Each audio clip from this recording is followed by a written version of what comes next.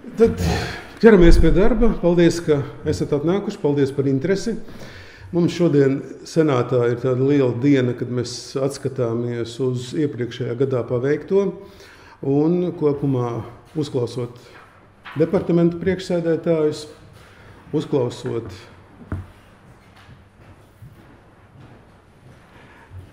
laiku vajag? Nē. Uzklausot departamentu priekšsēdētājus un arī uzdodot jautājumus, mēs konstatējām, ka iepriekšējais gads ir bijis senātam augstākajai tiesai kopumā veiksmīgs, jo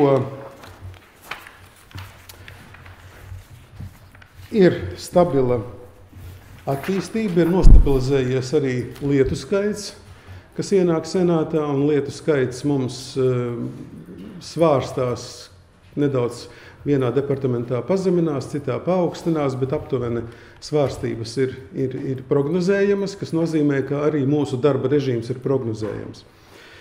Ir saņemtas 2008 lietas, apmēram tikpat ir izskatītas, nedaudz mazāk 2005 ir izskatītas, bet darba kārtībā tās 3 lietas ātrumu nemaina. Ir būtiski krities neizskatīto lietu skaits. Ja gada sākumā bija 1011 lietas, tad gada beigās neizskatītas ir 838, kas nozīmē, ka augstākā tiesa kopumā strādā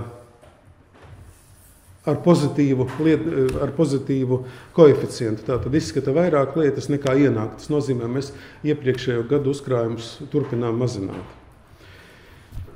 Pagājušā gadā ir raksturīgs arī tas, ka ir nomainījušies vairāki senatori. Mums notiek arī paudžu maiņa senātā, un tuvākajos gados tas būs vēl vairāk jūtams.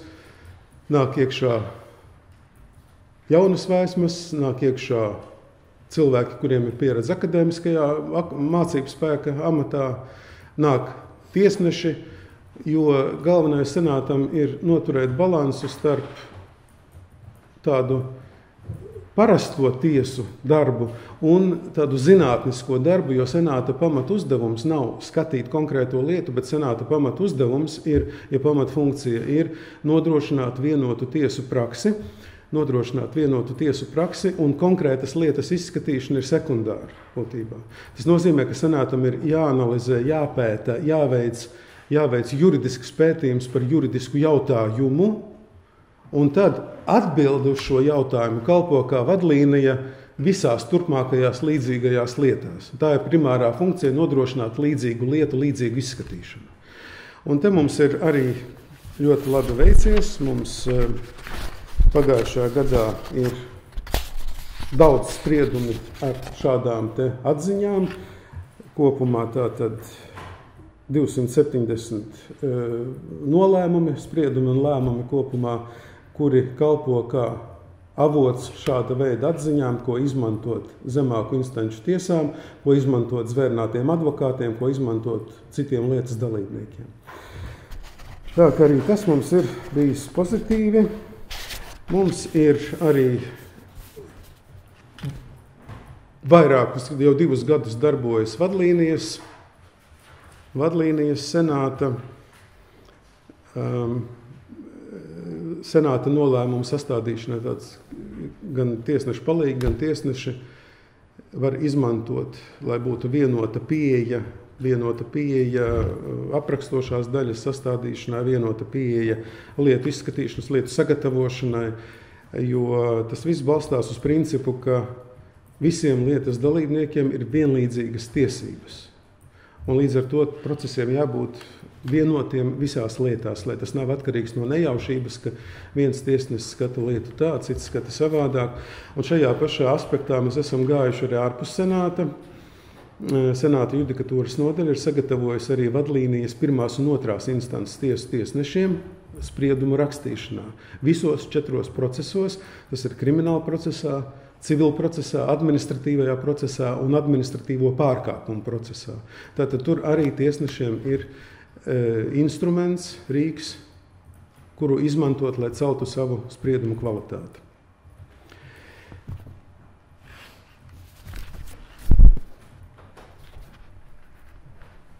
iekšējā noslodze mums ir bijusi diezgan optimāla. Mēs esam pietuvojušies tādai normālai senāta slodzē, ņemot vērā to galveno funkciju, kas ir 50 līdz 60 lietas uz senatoru. Tur gan jāņem vērā, ka reāli, ja departaments, piemēram, administratīvo lietu departaments vai civillietu departamentā viens senators izskata 60 lietas, tā ir tā lieta, kur viņam jāraksta ir nolēmums. Bet reāli to 60 lietu izskatīšanā piedalās vēl 2 senatori, respektīvi katrs senators savu lietu skaitu, lai saprastu viņa slodzi, ir jāreizina ar 3. Ja, tātad, ja senatoram referātā ir 60 lietas, tad kopumā viņš piedalās 180 lietu izskatīšanā gadā. Tas ir tāds svarīgs faktors. Un kopumā tas ir optimāls cipars.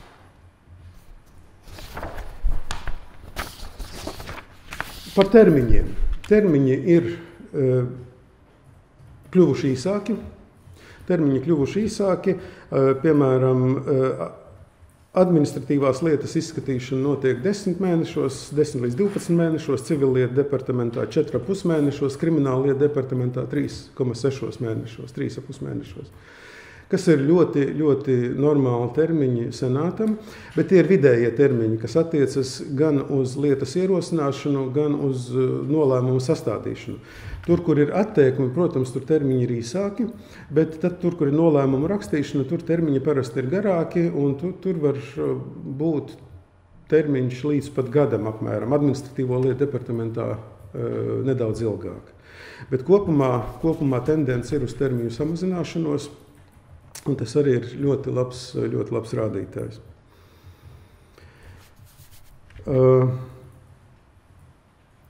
Aug atteikumu procents, respektīvi to lietu skaits, kurās netiek ierosināta kasācijas tiesvedība. Un ja 2019. Gadā atteikumi bija, piemēram, civillietu departamentam 62%, tad tagad atteikumi ir 82%. Krimināllietu departamentam 70–75%, un administratīvo lietu departamentam ir 57% atteikumi. Reizēm šis cipars izsauc pārpratumus nejuristu vidū, kāpēc jūs atsakāt, ka cilvēks pie jums vēršas, un kāpēc jūs neskatāt lietu. Atteikuma pamats ir pamatā tāds, ka tai lietai nevar būt cits iznākums. Sagatavojot lietu, tātad 3 senatori izanalizē un konstatē, ka cits iznākums nevar būt. Un pat ja tur ir bijusi kaut kāda neliela kļūma, reizē mēs saņemam, piemēram, kasācijas sūdzību, kur sūdzētājs raksta, ka kur tādā lapusē ir drukas kļūda, lūdzu atceliet spriedumu. Ja? Saprotams, drukas kļūda nevar būt pa pamatu spriedumu atcelšanai. Ir jābūt cēloniskajam sakaram starp to kļūdu un sprieduma rezultātu. Tad ir jārosina. Bet bieži vien cilvēki vienkārši sūdzās, pārsūdz, varbūt izdosies, cer uz to, ka varbūt izdosies dabūt pretēju rezultātu. Bet jau sagatavošanas stadijā lieta tiek pārbaudīta pēc būtības līdz ierosināšanai. Ja? Un ierosinātas pamatā tiek tās lietas, kur ir kļūda saskatīta vai kur ir ļoti liela kļūdas iespējamība, ko varbūt uzreiz nevar pateikt, bet ir redzams, ka kļūdas iespējamība ir pietiekami liela, tās arī tiek rosinātas. Un ir jāņem vērā, ka ja 3 senatori izskata rosināšanas jautājumu, tad viņi skata trietā rosināt vai nerosināt kasācijas tiesvedību. Ja vismaz viens no viņiem saka, ka jārosina, teiksim, 2 var teikt, nav jārosina, viens saka jārosina, tad lieta tiek rosināta. Respektīvi, te nav balsu vairākuma princips, lai atteiktu. Ja. Tā kā pārbaude saņemot lietas ir ļoti, ļoti nopietna, lai rosinātu, izlemt jautājumu par rosināšanu vai nerosināšanu. Un būtisks rādītājs ir arī ierosināto, bet spēkā atstāto spriedumu īpatsvars, jo pamatprincips ir nerosināt kasācijas tiesvedību, ja uzreiz redzams, ka nekas nemainīsies. Civillietu departamentā spēkā atstāja 8%, krimināla lietu departamentā 19%, administratīvo lietu departamentā 38% spriedumu. Tas īsumā par senāta darbu pagājušajā gadā. Arī nākamajā gadā mēs konsekventi iesim uz tiem pašiem mērķiem, kas tika uzstādīti arī pašreizējā stratēģijā, respektīvi tas ir stabila judikatūra, procesa efektivitāte, tātad sadarbība ar citām tiesām, komunikācija ar sabiedrību un iekšējo resursu un iekšējo procesu optimizācija, efektivitāte. Tātad kvalitāte un efektivitāte ir divi galvenie rādītāji, pie kā turpināsim strādāt arī nākamajā gadā. Un kā vienu no tiem es gribu arī pieteikt to, ka šogad mēs uzsākam tādu nedaudz varbūt ambiciozu projektu par mākslīgā intelekta rīku izpēti un ieviešanu tiesā. Un tajā sākuma stadijā mēs plānojam tātad izstrādāt un ieviest rīku, ar kura palīdzību varētu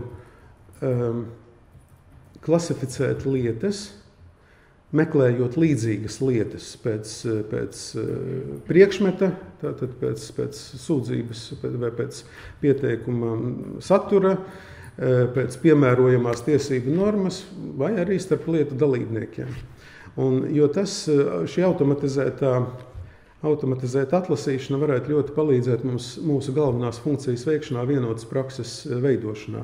Ja, piemēram, ja rīks uzreiz sašķiro, par kuru likuma normu ir konkrētā kasācijas sūdzība, piemēram, tas uzreiz parāda, ka starp šīm lietām ir kaut kāds sakars, un šīs lietas būtu jāskata kopsakarā. Lai nav tā, ka viens tiesnesis līdzīgu lietu izlemj vienā virzienā, cits tiesnesis izlemj otrā virzienā, viņas visas ies tā kā kopā, lai meklētu pēc iespējas vienotāku risinājumu esošās tiesību sistēmas ietvarā.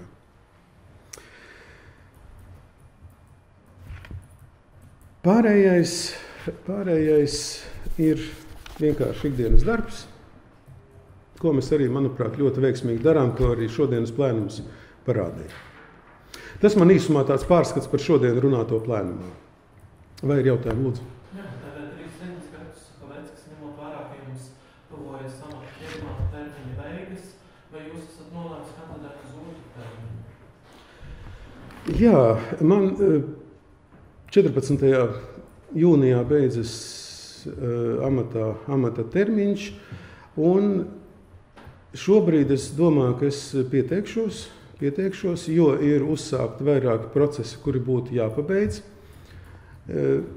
Nopietni un tādi ambiciozi procesi, ja, piemēram, vairāk tie saistās tieslietu padomi. Augstāko tiesu mēs tā nereformējam, augstāko tiesu mēs attīstam vairākos virzienos, bet arī tie ir pietiekami nopietni. Tas pats mākslīgais intelekta projekts, kas jāpabeidz iekšējā optimizācija procesa un tam līdzīgas lietas. Tās lietas, kas prasās vēl pēc pabeigšanas, bet tieslietu padomes kontekstā gan tur ir lielas lietas, kas ir jāpabeidz, jo augstākās tiesas priekšsēdētājs vienlaikus ir arī tieslietu padomes priekšsēdētājs. Un tur viens no galvenajiem šā gada uzdevumiem ir pabeigt tiesu administrācijas funkciju pārņemšanu uz tieslietu padomi. Tas process jau tādā darba kārtībā tiek organizēts jau vairākus gadus, bet pat mēs ar ministru esam panākuši tādu optimālu risinājumu, kur viņi arī piekrīt, ka to varētu virzīt. Tas būtu šā gada jautājums līdz gada beigām, bet tad nākošais solis ir, kas būs jārisina pēc pāris gadiem, ir tiesu administrācijas institucionālā pārņemšana. Šā pirmā soļa turpinājums. Ja? Jo problēma ir kāda? Problēma ir tā, ka mums ir ļoti specifiska tiesu sistēma. Augstākā tiesa ir pilnīgi neatkarīga. Mēs paši lemjam gan par budžetu, gan par visu iekšēju organizāciju, gan par visu, un, piemēram, tieslietu ministrs mūs nevar ietekmēt.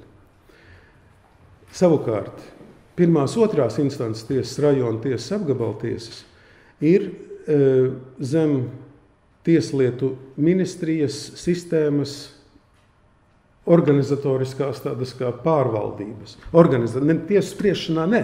Tiesas spriež tiesneši patstāvīgi, neatkarīgi, bet organizatoriski budžeta jautājumi, iekšējā organizācija, darba līgumi, palīgu piesaiste, palīgu algas un tā tālāk, tas viss ir ministrijas jautājums.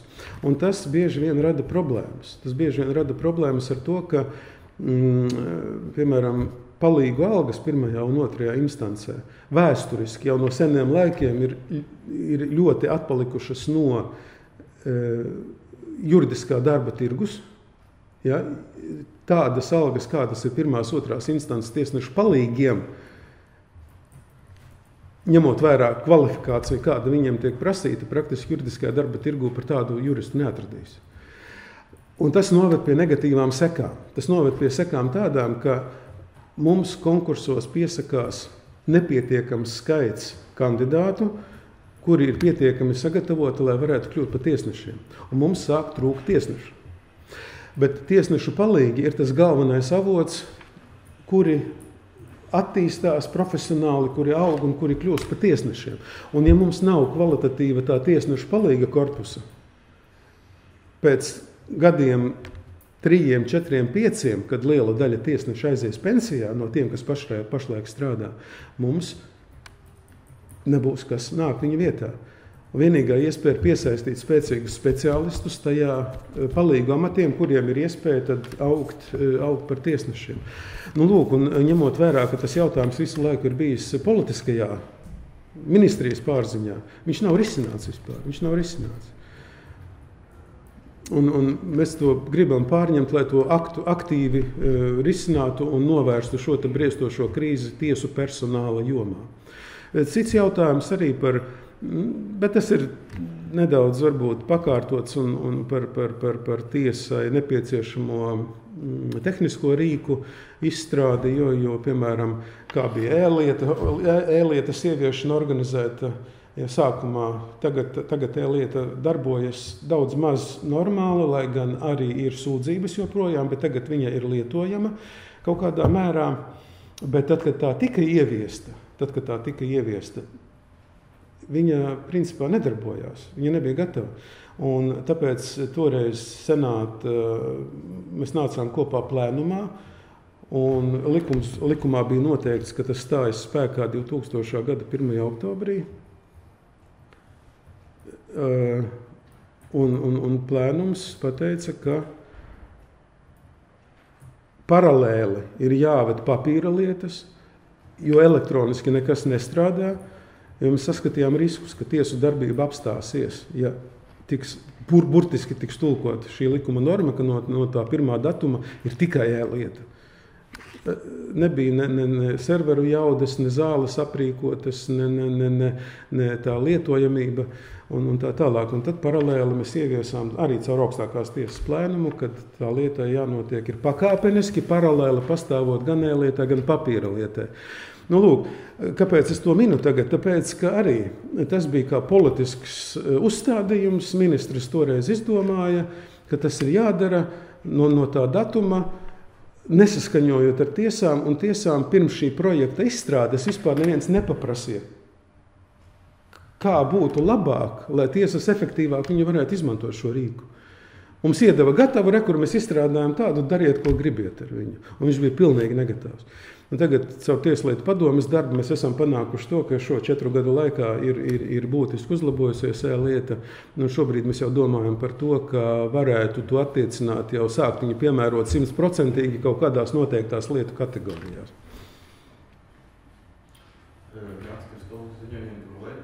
Tieslietu padomu organizē arī ģenerālprokuroru konkursu.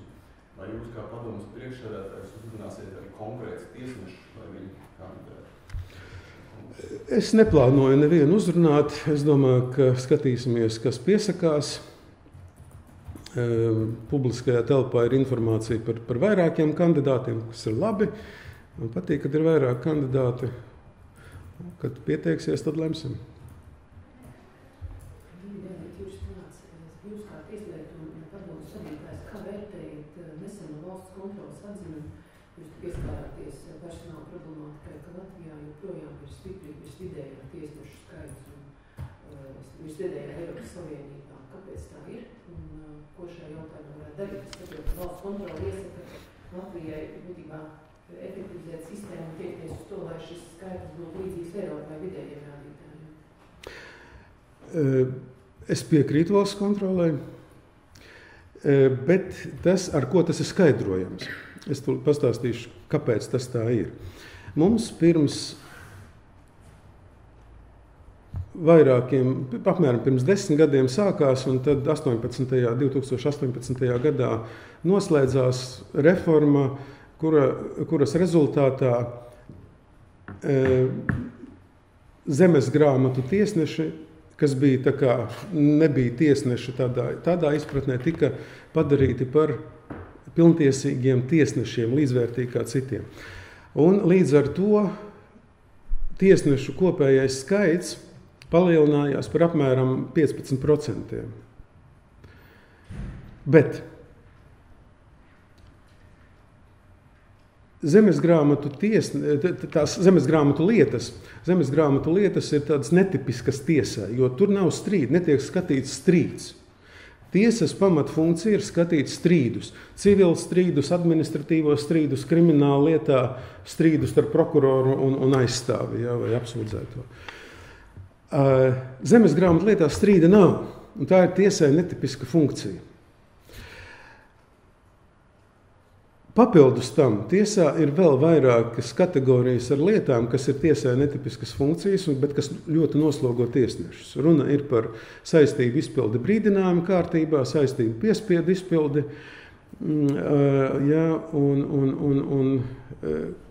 kur ir ļoti liels skaits. Piemēram, brīdinājuma kārtībā mums ir 80,000 lietas gadā. 80,000 lietas gadā. Bet šogad mēs plānojam šīs lietas automatizēt, ka tiesneša iesaiste tur vairs nebūs vajadzīga. Tas noņem slodzi no tiesnešiem, tas dod iespēju mums pārskatīt arī zemesgrāmatu specializācijas tiesneša statusu. Varbūt zemesgrāmatu tiesneši ir iesaistāmi citu lietu skatīšanā, ja viņi tiek atslogoti no šīm tiesai neraksturīgajām lietām. Ar Tieslietu ministriju notiek arī sarunas par to, kā varētu tikt organizēt zemesgrāmatu darbs, vai tam jābūt tiesu sistēmā vai ārpus tiesu sistēmas vispār. Un tas ir procesā, bet tiesnešu skaits noteikti samazināsies. Viņš jau tagad samazinās, jo netiek aizpildītas visas vakances. Tieslietu padome lēma, ka nevajag visas vakances aizpildīt, jo pagājušajā gadā nolēma. Ja? Nevajag visas vakances aizpildīt. Bet mēs skatāmies pēc fakta, pēc tā, cik lietu ienāk tiesā, katru gadu koriģēja šis aizpildāmo vakanču skaits. Un plus vēl viena lieta, mēs esam saņēmuši Eiropas komisijas atbalstu projektam par metodoloģijas izstrādi tiesnešu skaita noteikšanai Latvijā. Projekts ir sācies pagājušā gada rudenī. Projektu veids PricewaterhouseCoopers. Iepirkumā viņi uzvarēja tātad Eiropas komisijas konkursā. Tieslietu padome ir galvenais saņēmējs šajā projektā. Tātad tas, kā saka, Tieslietu padomes labā tiek veikts. Un šā projekta uzdevums ir noskaidrot tiesnešu optimālo slodzi un uz tā bāzes izstrādāt metodoloģiju, cik tiesneši Latvijā nepieciešama. Apmēram gada pusotra laikā, es domāju, mums būs arī atbilde uz šo jautājumu, jau balstīt uz tādiem, kā saka, zinātniskiem datiem, zinātniskiem pētījumiem. Ko jūs darīsiet, ja jūs konstatēsiet, ka tiesneši ir par daudz? Jo Pricewaterhouse pateiks, ka ir par daudz tiesneši. Mēs pakāpeniski redziet, ar tiesnešiem ir tā, nevienu tiesnesi nevar atbrīvot no amata, vienkārši tāpēc, ka viņi ir par daudz. Tās ir satversmē nostiprinātās garantijas, ja, un likumā nostiprinātās garantijas, tiesneša neatkarības garantijas. Bet tas jāskatās kopsakarā ar to, ka tuvākajos, kā jau es teicu, 3-4 gados tiesneši pieaugošā apjomā pensionēsies, un tādā veidā vakances atbrīvosies, un vienkārši tas tiek plānots darīt uz vakanču neaizpildīšanas pamata. Jūs kritizējāt lēmumā advokāts par nekvalitatīvām kasācijas sūdzībām, kā arī ar prokuroru iesniegtajām kasācijas sūdzībām? Kasācijas protesti ir pamatā nedaudz profesionālāki, tomēr no krimināla lietu departamenta šādas sūdzības nedzird īpaši par prokuroriem. Bet no administratīvo lietu departamenta, no civil lietu departamenta par advokātiem es dzirdu. Nav par visiem. Tas nav tā, ka tā ir vispārēja tendence, ja, bet ņemot vērā to, ka advokāts ir tiesu sistēmai piederīga persona, ka viņi tiek īpaši apmācīti, ka viņiem ir īpašas prasības, ja, tad tas rada jautājumu. Jūs ierosinājums par to augstākās tiesas advokātas būtu, ka tikai advokāts specializējas uz augstāko tiesu. Jā. Faktiski pārāk zemāks instancēs. Viņš var darboties, bet tas no viņa paša. Tas ir atkarīgs no konkrētā risinājuma. Tad jau, kad nonāks pie tā, ja konceptuāli tas aiziet, tad skatīsimies šīs nianses, vai viņš tikai vai var visur darboties. Tas ir lemjams jautājums. Vēl viens jautājums no juristu aprindā ir tādas skepses par to, ka nevar saprast par to, kas notiek ar kasācijas šo pieteikumu, ka nav informācija, nav atrodams, teiksim, dažreiz, kā jūs sakat, tas termiņš ļoti īsts, lai jūs zināt, vai lieta ir pieņemta skatīšanai vai arī atteikusi, bet dažreiz tas termiņš ir būt ārkārtīgi ilgs un rodās iespējas, ka tā lieta ir uz kādu atbildu, ka jau zināms, kas arī notiek, kāds tad uz ko tad gatavoties, vai šajā jautājumā varētu būt kāda, nezinu, teiksim, kur ieskatīties mājas vai tādā. Šajā jautājumā mēs gatavojam risinājumu, jo es saprotu to ļoti labi, kad lietas dalībnieks grib zināt, kas ar viņa lietu notiek. Ar departamentiem jau ir pārunāta šī problēma, un priekšsēdētāji piedāvās risinājumus, bet viņiem šobrīd ir nedaudz dažādas pozīcijas šajā jautājumā. Jo tas atkarīgs arī daļai no katra procesa specifikas nedaudz, jo krimināla procesā ir viena specifika, civila ir nedaudz cita, bet tas ir jautājums, kas ir darba kārtībā.